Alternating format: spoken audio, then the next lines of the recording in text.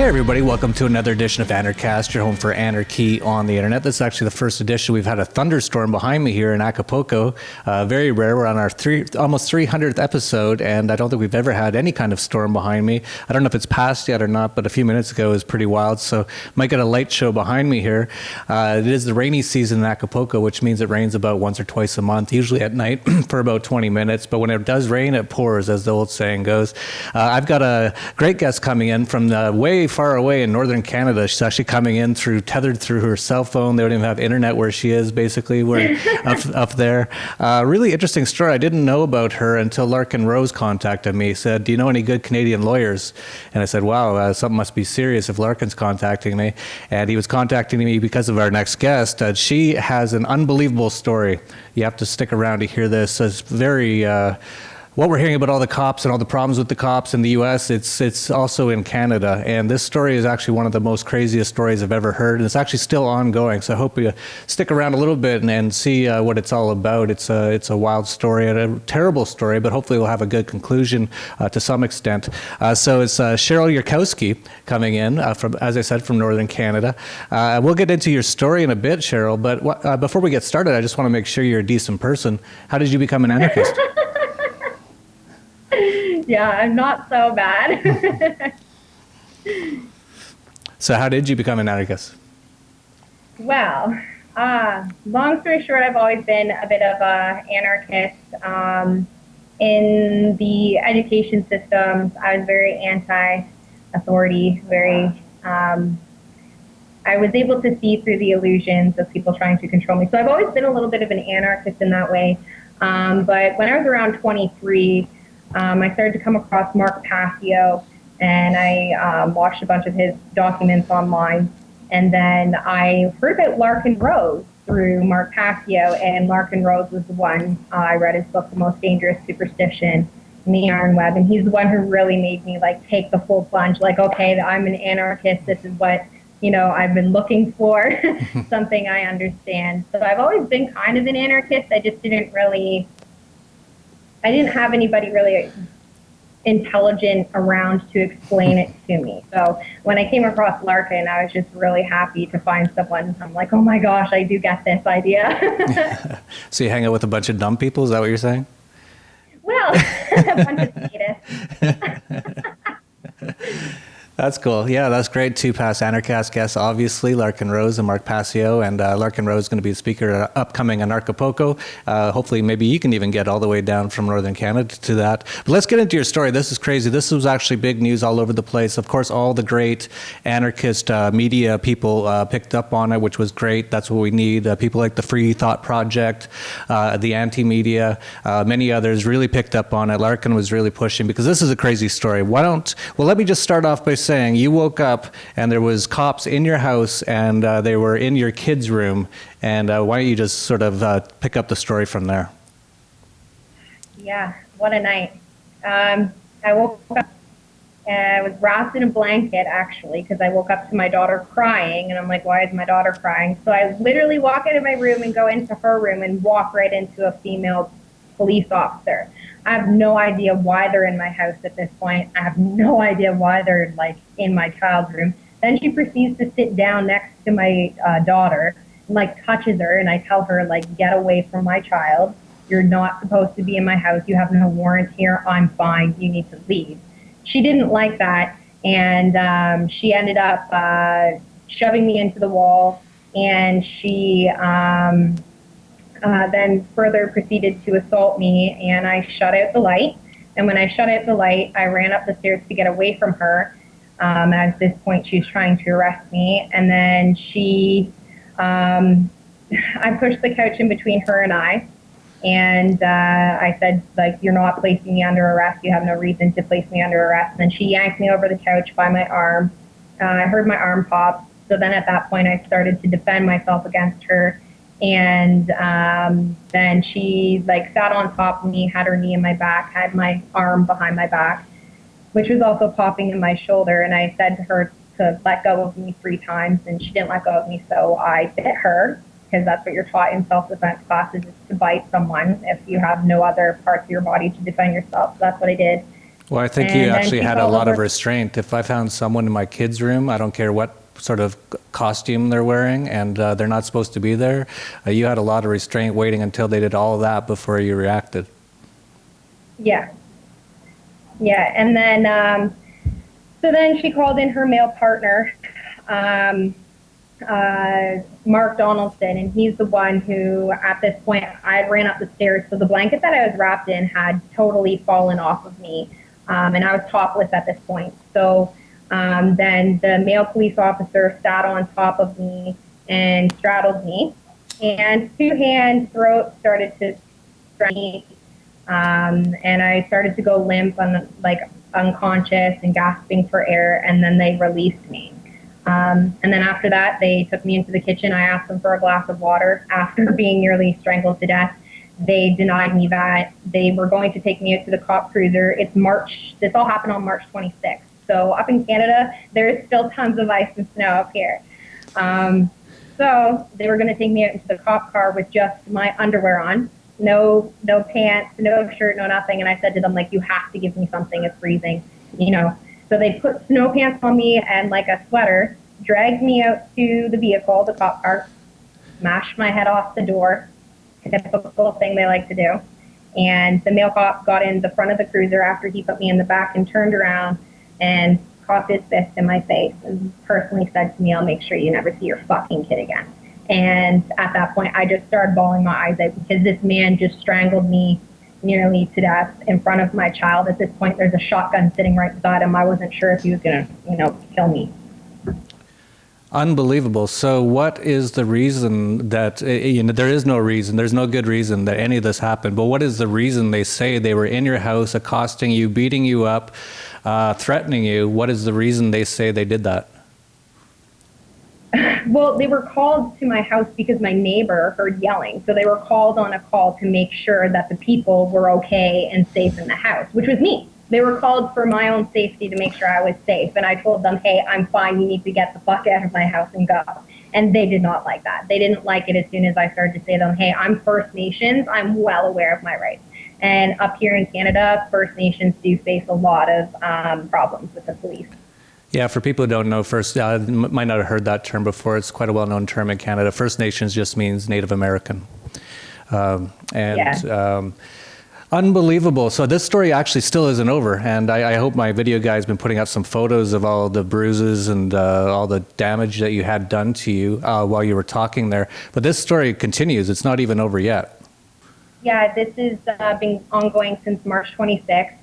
I have a lawyer working on my case right now. I've opened up a internal investigation with the Kawartha Lakes Police Department. So there is that I did get started. So there is a little bit of progress in that end, that they are investigating this police department. And the thing is, I have no criminal record. So what happened is when they arrested me and took me to the holding cells and processed me, they tried to say I had a criminal record based on a charge that was just dropped in court, literally March 24th. That Thursday, I just beat a charge, an assault causing bodily harm charge from a security guard assaulting me on CCTV video that I've proven I was totally innocent of. So all those charges were dropped. They're like, you're totally innocent. This person totally assaulted you. And I'm in a lawsuit with that right now. So when they arrested me, that charge still showed pending on my file. So they assumed that I had a criminal record when I didn't, and they incarcerated me for 5 days. So on Easter weekend that I was supposed to spend with my daughter, that I had planned, I had to spend in jail for 5 days based on a criminal record that I don't have for a charge that was dropped because the system takes so long to clear everything on people. And this is how the system can really screw people over. Because here I am, a pretty normal, peaceful human being, and I'm sitting in a cage for defending myself against two police officers unlawfully entering my home. And they said because of that charge, that's the only reason I went to jail for 5 days. And it makes absolutely no sense. So when I'm going to court for this case, they're giving me an extra hard time because I self-represented and won that last case. And I'm kind of doing the same thing with this new case. So they know I know what I'm doing, and they're purposely trying to give me a hard time. They wanted 3 to 5 years in jail for that. For what? With no prior criminal record or anything for me defending myself against the police. Unbelievable. How is it not them 3 to 5 years in jail for breaking and entering, assault? I think threatening is also another form of assault.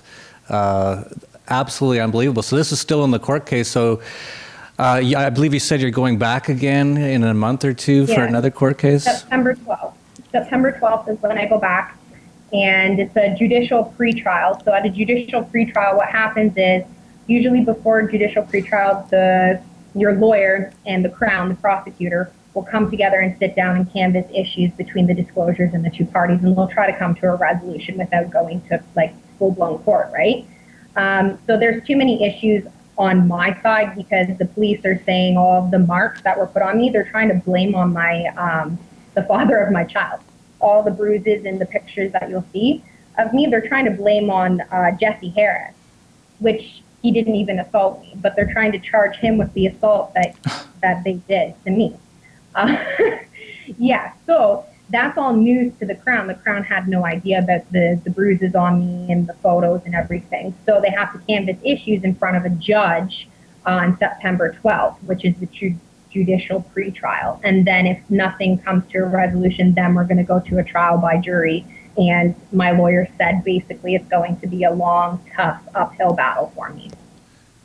How? I don't understand. How could even the lawyer think that? Like, how sick and corrupt is the system that you're sleeping in your house, you wake up, you get beat up, thrown around, you try to defend yourself a little bit, totally, I think you had massive restraint. If that was in my house, those cops would be floating back in that ocean behind me right now. That's what I've heard, and I've seen a lot of feedback too on the Lindsay Police Department's Facebook page. I saw a lot of comments from people that like, what would happen if police were in their house and they woke up like that? And at first I thought maybe I was acting a bit extreme, and then I saw all the rest of everyone else's comments, and I'm like, no, man, I was actually pretty mild and laid back about the situation. Yeah, if they broke into past Anarchast guest Julia Taransky's house, who sleeps with a shotgun by her bed, and she actually lives up there in Canada, just letting the cops know in case they want to go into that house, there'd be cops full of holes. I just find this absolutely unbelievable that after all of this, even your lawyer's saying this is going to be a long uphill battle. This is how sick and twisted this government system is. The government is nothing but a criminal organization, and this just proves it. Everything going on in the U.S. right now, and for people watching this, you might see the headline watch because we're talking about cops who are out of control. We have to get rid of the government, or at least the government policing system, get in private policing at the very least. We had Dale Brown on. I'll put a link to that up here, a past Anarchast guest. He does excellent private policing. That's how, if you're going to have any sort of policing in this sort of governmental system, it should be done. Then as well, for everyone out there, watch this Anarchast episode with Virgil Vaduva, who's going to be speaking in Acapulco. So is Dale Brown, by the way, who has the Cell 411 app. So never call the cops, because look at what happened here, right? So this neighbor, I know, your neighbor almost got you killed. Now you're going through years of problems because they made a phone call. Never call the cops. Yeah, now involved in everything. Like, this has destroyed my life. I'm now stuck on bail.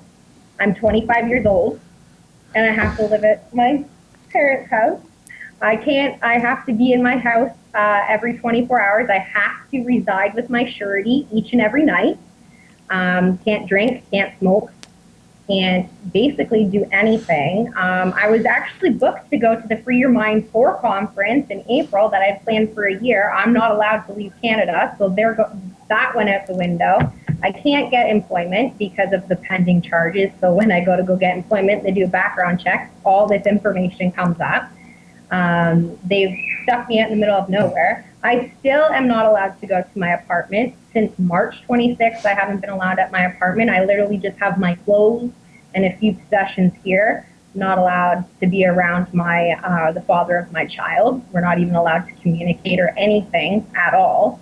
And it's caused the situation to where my apartment, we would split the rent, Jesse and I, $600 each. He now has to pay $1,200 a month for rent. So he's eventually going to lose the apartment, which is our daughter's home, because of this whole situation with the government. This has to end, and this has to end right now. How do we help here? Who do we have to go after? But by go after, I don't mean kill, although they deserve it. I mean, put on massive, massive pressure to make this end right now. Make phone calls. The Crown. If you don't have the phone number right now, get it to me and we'll put it up on the screen. I'd like to see everyone calling that number until this is over. This is, and that's the least we can do, make a few phone calls. This is absolute, unbelievable attack by the government on a sovereign individual who was just sleeping in her house, and now it's ruining her life. And the thing is when I started to really dive into being a full-blown anarchist, understanding the non-aggression principle, understanding self-ownership, and everything that comes along with being a voluntarist. I always wondered in the back of my mind, could this potentially happen to me? It's happened to me, and it can happen to you, and it will happen to you. It's a matter of time. And I don't want to see anybody else have to go through this. I spend a lot of nights where I don't fall asleep until 3 a.m. because of the anxiety I have, because I could be facing jail, and there's really nothing I can do about it because it's me against these two thug cops, And what's interesting about that cop, Mark Donaldson, he was just charged in $250,000 of fraud and $5,000 in crime proceeds from the Lindsay Kawartha Lake Police Department in 2015. Of course, they investigated themselves and they found themselves not guilty. If we have their names and photos, we're going to put the names and photos of these cops on the screen. You guys do whatever you got to do with these people. Especially this Mark guy. I don't know about the girl, but this guy sounds like just a sick individual. He actually, I heard that he actually, when I was in the holding cell, he came and, they'll do the psychological threatening good cop, bad cop with you. He came in with a piece of paper, which was a domestic report. So he wanted me to fill it out. Saying have I ever been in a domestic with my ex before and all this stuff. And I said, no, I'm not filling that out. I'm not giving a statement. You said to me, I have the right to remain silent. Thank you. I want to speak to a lawyer. You'd never say anything to these people because it can and will be used against you in the court of law. They say it straight to your face. So I denied that piece of paper to fill it out. In disclosure, that piece of paper was filled out and signed off by Mark Donaldson. He took that piece of paper and put it against Jesse because Jesse's facing assault on me, which is what Mark did to me, and he's trying to pin it on Jesse. That's how corrupt this police officer is, Mark Donaldson. And I think he's badge number 26. I could be wrong, but I can give you guys all this information. I have all the information. Larkin shared it to the Crown Attorney's office, but it's with the resolution meeting, they know that there's some issues there. That's the whole point of the resolution meeting. They know that there's something on the cops end that they can be found and made look frowned upon. They'll be frowned upon for the stuff that I'm coming forward with. So it's either going to be one of those things where they're going to drop it. Sorry, the sunlight went down, so it got all dark. They're either going to drop it and throw it out because they're going to make themselves look like total fascists, or they're just going to proceed with it. And that's kind of scary because it's my life, my liberty, my dignity, my reputation, everything on the line at this point. Yeah, we'll put up as much information as we can. And for anyone watching out there, please share this video and try to do, if you've got connections in Canada, whatever kind of pressure we have to put on these thugs, on this criminal organization to let them, make them leave her alone for doing nothing but waking up in her house and being beat up. It's truly an unbelievable story. I'm so sorry that you had to go through this, Cheryl, but this is unfortunately the way these systems are set up. And a lot of people will say, oh, I live in the U.S., I'm going to go move to Canada. It's because the U.S. is getting out of control. Canada is not a lot better. No. It's the same. This is happening all over the world. This is a thing where people are going to have to come together and stand against tyranny. And, they've tried to silence me. They've harassed me. They've harassed my ex bad. My ex, they went into my old car, they were snooping around the property, they were doing some really, really, really twisted stuff. And, it's them trying to back me into being scared. And I'm not going to lie, there's been a few times I got my bug out bag. I've been scared for my life. When all that stuff went online and went viral to the police department, I'm like, oh no, like, are they going to show up at my house and like just arrest me? Or you never know, right? So as scary as things may get, still stand and still speak the truth straight to their faces. As scared as I might be, I will always fight corruption and tyranny and always stand in the face of it. They almost killed me. And you know what? I'm a human being and I am temporary on this planet and I can get shot and die. But you know what? The idea of anarchism and true freedom and voluntarism stays on forever. So, and I'm going to keep, I'm going to keep doing my thing. And, they can do what they want. I'm still going to, expose their corruption and help anybody who else is in this situation or finds themselves to be in a situation similar to mine. I want it to end. Humans deserve to be free, not oppressed by their government. Yeah, well, it's not even really about anarchy. It's just justice. You've been right, yeah. completely targeted and aggressed against and had your life just almost ruined for the last while and looks like for a while longer. It's just justice at this point. And so anyone watching this, we're going to have all the numbers, all the names, this Mark guy, let's, get on these people. We cannot stand for this. I don't even like government and cops to begin with, but if they're just, doing an okay job and if they're actually just trying to kind of protect some people sometimes and all that, I'm okay with them, but this is out of control. This has to be dealt with for sure. I know you have a page on Facebook, Anarcho-Babe, I believe. Yeah. Yeah. Yeah, so if people want to follow that, can they also follow you personally on Facebook? Because what would be good is if everyone watching this can follow you, and then you can post updates, and then if things get crazy again, like they're coming around your house again, you can post, and then other people can take human action to do what they want to do to try to help you. Yeah, and honestly, I appreciate everything so much, Jeff and Larkin and Amanda and everybody else who's been there for me and helping me in the Free the Thought Project, everything. I'm just, I actually cried when I saw all of the support come in, and I'm like, wow, this is actually, really amazing. These are some decent people trying to come together to fight this. And, it's really good to see people come together and, help each other out in that aspect. Yeah, isn't it funny too? Like you were massively aggressed against by the state, and mostly all the people helping are just anarchists. And all we're trying to do is trying to expose this information to try to get them to stop. And what do a lot of people think about anarchists? Oh, they're dangerous. We're not dangerous. Yeah. No, they're dangerous. Yeah, exactly. Cool. So why don't you, if you have anything else you want to talk about, let us know. And if not, let us know where we can find you on Facebook. Let people know about Anarcho-Babe. Anything else?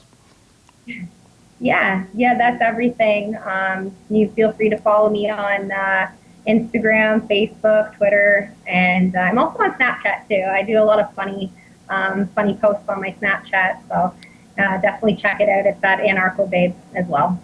Yeah, I will check that out. I'm on Snapchat as well. My daughter got me on it. Awesome. Yeah. Actually, it was Luke Rudowski got me on it originally. I didn't get it for a while, but now I kind of get it. It took me I guess I'm getting old. It took me months. Luke Rudowski told me about it a year ago. I'm like, why would people care about this? Why would they want this? But now I kind of understand. It's kind of cool. It's kind of like video Twitter. It is. And I'm using it to, I kind of have, I don't know how to say it, kind of like this alter ego thing, because there's this B filter that you can use, this B filter, right? I'm like black and yellow. I'm like voluntary B. So I get on my Snapchat and I just snap about, voluntary things, and I'll post Google Operation Northwoods or something like that. So I'm using mainstream typical things to get people to think. That's the whole idea behind the anarchist model, is to do what other models typically do, but give you more information, and not be just, oh, another picture of another pretty girl. Mine's going to have Google Operation Northwoods plastered, So that's the whole idea behind my Snapchat. And it's working because so many people are like, I had no idea about this or this information. Thank you so much for telling me about it. So in a way, it's starting to reach that the mainstream people, as I call them, and starting to get them to think a little bit. So that's what I'm trying to do.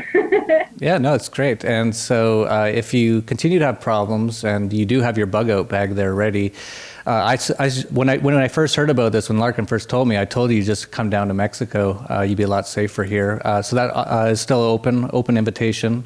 Come down to Anarchapulco, and we'll make sure that you're safer down here from the corrupt Canadian cops. Down here, people don't put up with that stuff with cops. They actually kill cops. Not that I'm for that, Please. Oh yeah, no, the cops here are very, very nice because they know at any moment if they do anything wrong, someone might kill them. So it's better balanced down here, in my opinion. Yeah, that's the way it should be. If somebody aggresses against you, you have the right to defend yourself. I mean, it's just simple. Why is it different for these guys? Because they got fancy costumes and shiny badges. Absolutely, and Exactly. All the sickest people gravitate towards that because they want that power, right? And it was one of the founding fathers of the U.S. who said something. I butchered every quote I've ever tried, but something along the lines: if you live in a place, I'm totally paraphrasing. If you live in a place and people are scared of the government, it's tyranny. If you live in a place and the government is scared of you, it's freedom. Actually, we believe the government is just evil. We shouldn't even have it. But if you're going to have it, I much prefer they're more scared of us than we are scared of them. So, open invitation to you, and I keep everyone up to date on what's going on. You're not alone. We're all going to be watching. We're all going to be helping. I'm Canadian originally, not that that makes much difference, but I do have some contacts in Canada. We'll make sure that this does not go any further, any worse for you after this. Well, thank you so much. I appreciate that a lot. And yeah, Canada's there's not a lot of, anarchist communities up here. I'm finding it's very spread out. I'm finding so. It's very I spread out. appreciate Yes. all of the yeah. Yeah, and I definitely, once my conditions are over, and I'm allowed to leave this across the imaginary line, I will definitely come down to Anarchapulco and come visit for sure. And you know what? I might become a resident down there because it's getting bad up here in Canada. So I don't think the grass is greener on the other side. It's fertilized and bullshit. I know. That's why I left over 10 years ago. I could see where I was headed. Canada's becoming a lot like the U.S. now. And if you liked or were even just angry about this video, please like, subscribe, share down below. Please do everything you can to help. Please support anyone who's being victimized by anyone and anywhere. That's how we can make this world a better place. So that's it for Anarchast, your home for anarchy on the internet. Peace, love, and anarchy.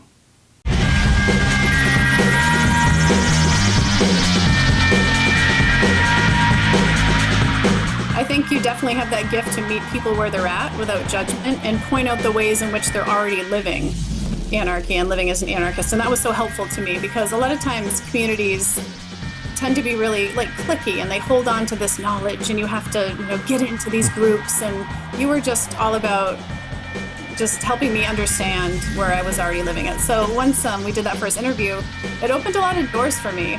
I started researching it, and to be honest, I felt nervous that I wouldn't know.